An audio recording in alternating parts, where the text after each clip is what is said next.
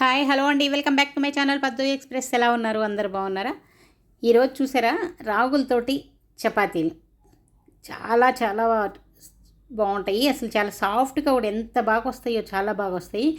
ఇప్పుడు మనకి హెల్త్కి ఏమంటే చపాతీలు మామూలు గోధుమ పిండితో చేసుకుంటాం కానండి, వాటిలో గ్లూటెన్ ఉంటుంది కదా, తినొద్దని చెప్పి ఈ మధ్య చెప్తున్నారు. అలాగే అంటే కొన్ని గ్లూటెన్ ఫ్రీ ఆటాలంటే ఇవి రాగులు జొన్నలు గ్లూటెన్ ఫ్రీ ఉంటాయి. అలాగే గోధుమలు కూడా ఈ మధ్య మల్టీగ్రెయిన్ ఆట వస్తుంది, హై ప్రోటీన్ ఆట, అలాగే హై ఫైబర్ ఆట, ఇలాంటివన్నీ వస్తున్నాయి. అవి తీసుకొని వాడుకోవచ్చు. ఒక్కరోజు అలా చేసుకున్నాం అనుకోండి, గోధుమ పిండితోటి, ఒకరోజు ఇలా రాగి పిండితోటి, ఒకరోజు జొన్న పిండితోటి, ఇలా కూడా చపాతీలు చేసుకున్నాం అనుకోండి, హెల్త్ ఎంత బాగుంటుంది, చాలా బాగుంటుంది కదా.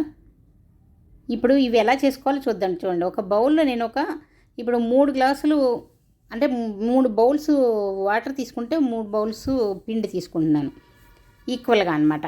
అది అంటే తర్వాత ఒకవేళ నీళ్ళు తగ్గితే కొంచెం ఒక చుక్క నీళ్ళు కలుపుకోవచ్చు, లేదంటే లూజ్ అయిందనుకోండి కొంచెం పిండి వేసుకొని కూడా కలుపుకోవచ్చు. దీనిలో నీళ్ళు మరిగిన తర్వాత కొంచెం సాల్ట్ వేసేసుకొని ఇదిగో పిండి వేసేసుకొని కలిపేసుకుంటున్నాను. అంటే ఇప్పుడు నీళ్ళు తీసుకొచ్చి పిండిలో వేయట్లేదు, పిండి ఇలా కలిపేసేసుకున్న తర్వాత మొత్తం కలిసిన తర్వాత ఇంకా స్టవ్ ఆపేసేసుకోవాలి.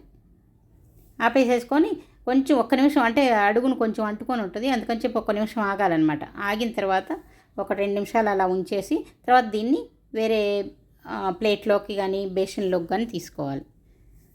తీసుకొని దీన్ని అంటే ఆ వేడి చేతికి పట్టకుండా, అంత వేడి కాదు, కొంచెం వేడి మన చేతికి ఎంతైతే పడుతుందో అప్పుడు కొంచెం, అంటే మరీ చల్లగా అయిపోయింది అనుకోండి గట్టిగా అయిపోతుంది, మనకు కలుపుకోవడానికి కూడా రాదు.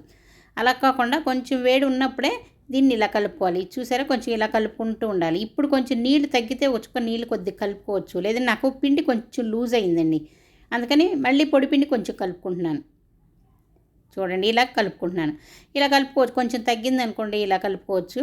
అంటే మనకి కొలత కొలిచేటప్పుడు ఆ బౌల్ కరెక్ట్గా రాలేదనుకోండి ఇలా కొంచెం తేడా వస్తుంది. కొంచెం ఇక పిండి కలిపేసేసుకొని చక్కగా చపాతీ పిండి కంటే కొంచెం ఆ చపాతీ పిండిలాగే ఆల్మోస్ట్ అలాగే కలుపుకోవాలి. ఇది పిండిలా అసలు నానాల్సిన అవసరం కూడా లేదు, అప్పటికప్పుడు చేసేసుకోవచ్చు. చూడండి, ఇలా ఉండలు చేసేసుకుంటున్నాను, చూసారా. ఇలా ఉండలు చేసేసుకొని పెట్టేసుకొని తర్వాత 1 బై 1 అన్నీ చేసుకోవచ్చు అనమాట. చూడండి, ఇలా చేతికి అంటుకుంటుంది అనుకుంటే కొంచెం పిండి వేసుకొని కలుపుకోండి, లేదా ఇంకా గట్టిగా పిండి గట్టిగా ఉందనుకోండి అంచులు పగిలే ఛాన్సెస్ ఉంటాయి, అంచులు పగిలిపోతాయి. అందుకని చెప్పి మరీ గట్టిగా ఉండకూడదు, అలానే మరీ లూజ్గా ఉండకూడదు, మనకి కరెక్ట్గా చేతికి ఉండలాగా రావాలి. చూడండి, ఇప్పుడు వీటిని చపాతీలు ఎలా చేసుకుంటున్నాను చూడండి. వీటిని కొంచెం పిండిలో అద్దుకొని తీసుకొని మళ్ళీ పైన పూత పిండిగా రాగి పిండే వాడుతున్నాను.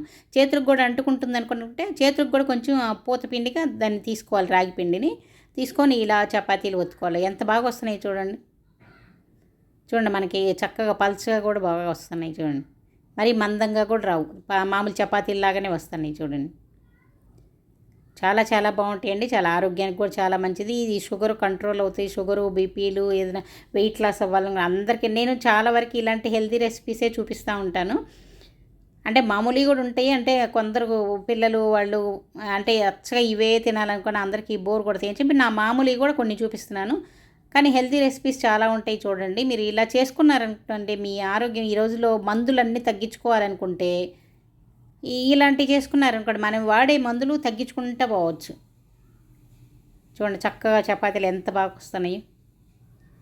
ఇవి ఒక 4-5 చేసి పెట్టేసుకొని తర్వాత కాల్చుకుంటున్నాను.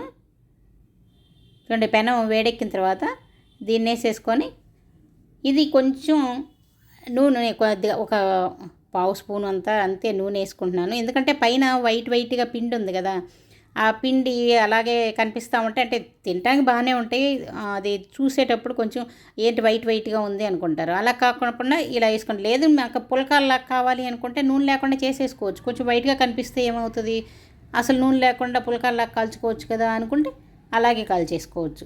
చూడండి, కొంచెం ఆయిల్ వేసాను, అంటే పిల్లలు కూడా ఇంకా అట్రాక్షన్గా తింటారు, బాగుంటుంది ఇలా అని. ఎక్కువ కూడా ఆయిల్ వేయట్లేదు, కొద్దిగా ఒక 1/2 స్పూను, చిన్న స్పూన్తో 1/2 స్పూన్ వేసాను. అటు ఇటు 2 వైపులా కొద్దిగా వేసుకొని కొంచెం దీన్ని 2 వైపులా తిప్పి కాల్చేసుకోవటమే. చూసారా, రాగులతో కూడా చపాతీలు ఎంత బాగా వస్తున్నాయో, బాగుంటాయండి. దీంతో ఇంకా పూరీలు కూడా చేసుకోవచ్చు, కావాలంటే తర్వాత నేను అవి కూడా చూపిస్తాను. ఇలా హెల్తీగా చేసేసుకున్నాం అనుకోండి మన ఆరోగ్యం ఎంత బాగుంటుంది కదా. చూడండి అన్నీ రెడీ అయిపోయినాయి.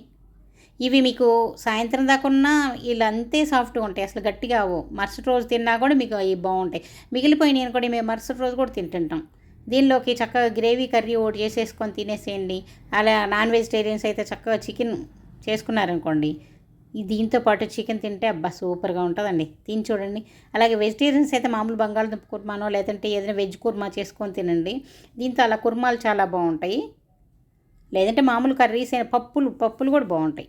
నచ్చిందా? నచ్చితే లైక్ చేయండి, షేర్ చేయండి, సబ్స్క్రైబ్ చేసుకోండి. ఇంకో వీడియోతో మీ ముందుకు వచ్చే వరకు సెలవు. Bye bye.